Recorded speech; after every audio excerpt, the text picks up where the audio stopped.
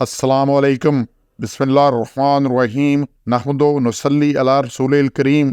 سورہ نحل کے 13 مرکزی موضوعات میں سے ہمارا 9واں مرکزی موضوع قیامت ہے۔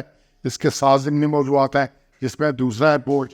آج قیامت کے دن جو بوجھ ہے ان کی کیا کیفیت ہونی ہے۔ بوجھ کہتے ہیں جو بھی اعمال کیے ہیں، اور بوجھ ہوتا ہے برے اعمال کا۔ اچھے اعمال کا تو اس کو بدلہ ملنا ہوتا ہے، لیکن برے اعمال کا جو بوجھ ہے نا، وہ کیوں کے ساتھ ہے۔ 25 نمبر آیت میں سے پہلے 3 نکات ہیں۔ منکرین وہ ہے جو حکم نہیں مانتا، اور زبان یہ دل سے نہیں مانتا، زبان سے نہیں مانتا، عمل سے نہیں مانتا، تو یہ منکر ہے، یہ انکار کرنے والا ہے۔ اذان ہوئی ہے آپ نہیں اٹھا، یہ انکار کرنے والا ہے، منکر ہے۔ اپنے اعمال کے پورے بوجھ اٹھائیں گے، اور جن کو گمراہ کرتے ہیں ان کے اعمال کے بوجھ بھی اٹھائیں گے۔ اور تیسرا ہے برے اعمال کا بوجھ بھی برا ہی ہوتا ہے۔ کہ 25 نمبر آیت کو دیکھیں، بار بار دیکھیں، اس بار بڑی سیدھی یاد لے ہوا، یہ وہ اٹھائیں گے۔ حمل کہتے ہیں اٹھانے کو، حمل کہتے ہیں اس چیز حمل عورت کو ہوتا ہے تو حمل ہو گیا، بلکہ اسے ایک بوجھ اٹھا لیا، اس کے اندر وہ پیدا ہو جاتا ہے۔ وزارہ وزر سے ہے، وزر سے ہے۔ وزر کہتے ہیں بوجھ کو، 12 گرام بڑا وزن۔ اسی بوجھ اٹھانے والا وزیر ہوتا ہے، اسے وزیر کو کہتے ہیں، وہ بوجھ اٹھاتا ہے۔ جو بادشاہ کا بوجھ ہے وزیر اٹھاتا ہے۔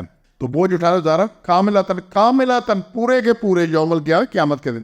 تو اللہ نے بڑا کلیئر کیا کہ انجام کار وہ اپنے پورے بوجھ اٹھائیں گے، کمی بیشی نہیں ہونی کہ جناب ٹھیک ہے تھوڑا کم ہو گیا، تھوڑی رعایت ہوگی، تھوڑا ڈسکاؤنٹ مل گیا، تھوڑا یہ ہو گیا۔ پورے کے پورے بوجھ کو کوئی کمی بیشی اس میں نہیں، نہ زیادتی ہونی ہے نہ کمی ہونی ہے۔ اور پھر کچھ بوجھ خالی یہی نہیں، وہ جنہیں وہ بغیر علم کے گمراہ کرتے تھے ان کا بھی اٹھائیں گے۔ جیسے صدقے جاریہ ہوتا ہے، ایسا خود سے جاریہ ہے۔ آپ نے ایک اچھا کام کیا ہے، اس کا اچھا کام کا آپ کو کوئی علم پھیلا دیا، آپ نے کوئی کنواں لگا دیا، کوئی جو بھی اچھا کام کیا، نیکی کا کام کیا جو کہ چل رہا ہے، اچھی اولاد ہے جو آگے چل رہی ہے، اچھا علم ہے جو آگے پھیل رہا ہے، اچھا کوئی ایسا ادارہ بنا دیا جو آگے چل رہا ہے، جو اس کا آپ کو کچھ نہ کچھ کریڈٹ ملنا ہے، وہ صدقہ جاریہ ہے، ٹھیک ہے نا۔ اور اسی طرح خود سے جاریہ ہے، کوئی برا کام کیا، سینما بنا دیا، اور کوئی ایسا کام کر دیا جس سے خرابی ہو رہی ہے تو اس کا بھی بوجھ آپ کی طرف آنا ہے۔ یہ نہیں ہونا کہ اس کا نہیں آنا۔ تو جن کو بھی گمراہ کیا، جن کو بھی، اور ومن ازار الذین یضلون، جن کو بھی گمراہ کیا اس کو، ان کا بوجھ بھی اٹھائیں گے۔ ذلنا ان کو گمراہ جو راستے سے ہٹا دیا، حق سے ہٹا دیا، ان کا بوجھ بھی وہ یہ اٹھائیں گے۔ اور پھر آگے بات آ رہی ہے، اور اعلیٰ سا ما یزرون، یہ بہت ہی برا سا ہے، بری چیز کو، بہت ہی بری جو بتا رہے، کتنی بری بات ہے۔ اپنے تو گناہ سنبھالے نہیں جائیں گے، ان کے بوجھ ہی کا نہیں ہوں گے۔ پھر جو کام کیے، جو کام کیے، ان کے جو بوجھ جب اوپر آئیں گے تو لا کے پتہ جائے گا۔ تو اس لیے یہ بہت بری، اور یہ قرآن کا بڑا مین ٹاپک ہے کہ بوجھ کا سلسلہ۔ تو یہاں پہ سورہ انعام کی آیت 31 میں، پھر 164 میں ہے۔ 31 میں آپ دیکھیں اللہ تعالیٰ صاف فرما رہے ہیں کہ اور اٹھائیں گے اپنے بوجھ اپنی پیٹھوں پر، اور خبردار ہو جائے، یہ بہت برا بوجھ ہے جس کو اٹھائیں گے۔ اب اللہ نے وارننگ دی کہ یہ بوجھ اٹھائیں گے اور بہت برا بوجھ ہے۔ اور پھر یہی بات 164 آیت میں سورہ انعام کی اللہ نے کی ہے کہ یہ جو کچھ بوجھ اٹھا رہے ہیں، جو گناہ کرتا ہے اس کا ذمہ اسی پر ہے، ہر نے اپنے اٹھائیں۔ وَلَا تَزِرُ وِزْرَةٌ أُخْرَىٰ، اور بوجھ نہ اٹھائے گا ایک شخص دوسرے کا، ہر ایک نے اپنا بوجھ اٹھانا ہے۔ وہ جو خود سے جاریہ کا بوجھ ہے نا، کہ جو غلط کام کیا جس کی آگے چل رہا ہے پھیر رہا ہے، اس کا بوجھ واپس آنا ہے۔ لیکن یہ نہیں ہو رہا کہ باپ بیٹے کا اٹھا لے، بیٹا باپ کا اٹھا لے، کوئی کسی کا اٹھا لے۔ جیسے یہاں پہ ہوتا ہے جی جرمانہ ہو گیا تو کوئی جرمانہ دے دے، عدالت میں جمع کرا دے تو بچت ہو جاتی ہے۔ وہاں کسی نے کسی کا بوجھ نہیں اٹھانا۔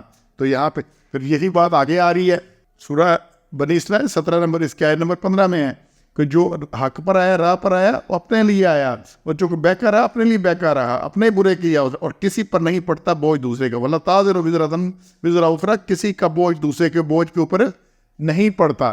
اور یہی بات پھر 35 نمبر سورت کی فاطر کی 18 آیت میں ہے، پھر یہ زمر 39 نمبر کی آیت 7 میں ہے، پھر یہ 53 نمبر سورت کی آیت 38 میں ہے۔ تو قرآن میں اس کو بار بار کہا کہ کسی نے کسی کا بوجھ نہیں اٹھانا۔ تو اپنے بوجھ ہلکے کرو، اپنے گناہ کم کرو، جو غلطی ہوگی ہے اس کی اللہ سے معافی مانگو، کسی کا حق گزر گیا اس کی تلافی کرو، یا معافی سے یا تلافی سے۔ تیسرا کوئی راستہ نہیں نظر آتا کہ ہو جائے گا جو بھی کچھ ہے، تو بوجھ کسی نے نہیں اٹھانا۔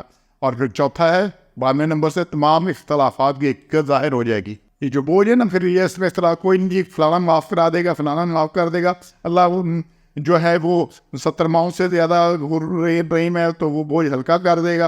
یہ جتنے بھی اختلافات، اور پھر ہم یوں کر دیں گے، ہم یوں کر دیں گے، ہم ادھر سے دیکھیں تو کچھ نہیں ہونا۔ اور اللہ کہتا ہے وَلَا يُبَيِّنَنَّ، تو ہم ظاہر کر دیں گے، مبین ہو جائے گا، ظاہر ہو جائے گا روز قیامت کو، ما کنتم فیہ تختلفون، جس میں اختلاف کرتے تھے وہ صاف اللہ نے حکم دے دیا، ایتے اتار دیا، ہر چیز کلیئر کر دی، بار بار کتنے ریفرنس میں نے آپ کو دے دیے، تو پھر بھی باتیں نہیں یہ اس طرح نہیں ہوگا، اس طرح ہوگا، فلانا بزرگ کہتے ہیں، فلانا پیر کہتا ہے، یہ ہو جائے گا، وہ ہو جائے گا، کچھ نہیں ہونے والا۔